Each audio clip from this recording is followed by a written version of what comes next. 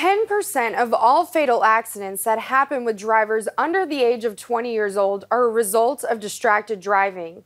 I recently met with a survivor who now focuses on raising awareness. Katie Matthews was a 16-year-old living in Venice, Florida. Then an accident changed her life forever. It was a friend of mine's birthday party, and it was the type of party that my mother wouldn't let me go to with drinking and late at night. So I called her and I lied to her. We both thought, driving on the interstate at night, what the chances of anything happening? Katie's friend driving the car that night had only had her license for a few months. The girls were on their way to a party using their cell phone on speaker to get directions. Now, you wouldn't think that's distracting, but it was. Her friend realized she was about to miss their exit when she overcorrected the wheel, flipping the car 4 times. As a parent, your worst nightmare is having the police officer come to your front door at 11:30 at night and let you know that your child is in a serious car accident. In this case, actually, Katie was the worst of the two. When the roof collapsed on my head, it broke my C6, C7 vertebrae, which means I'm now quadriplegic. We were very blessed because off-duty paramedics happened to be driving the opposite direction, saw the whole thing, and got on us right away and saved my life. Katie's friend survived the crash, suffering only a broken leg. Katie spent 5 weeks in the ICU, where 2 of which she spent in a coma. When she woke up, she couldn't remember her friends, family, or the last 3 years of her life, still believing she was 13 years old. So I didn't believe my family was my family. I didn't believe they were who they said they were. I didn't believe the doctors were helping me. I actually thought that they were making me broken like I was. I thought I literally was in some form of hell. My brain just couldn't comprehend what happened. It took a long time for me to finally realize that this is my life.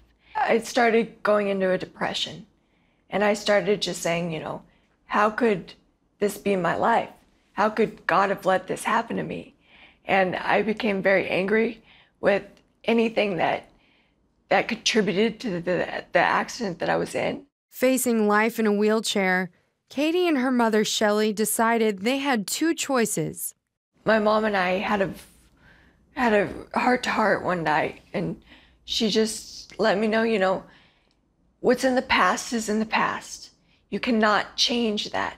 You've got to let go of your expectations of what could have been and what you wanted for the past and start living the life that God has intended for you.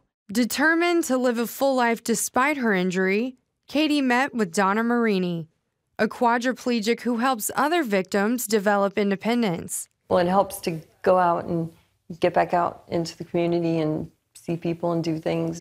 Donna then connected Katie with Jim Strouser.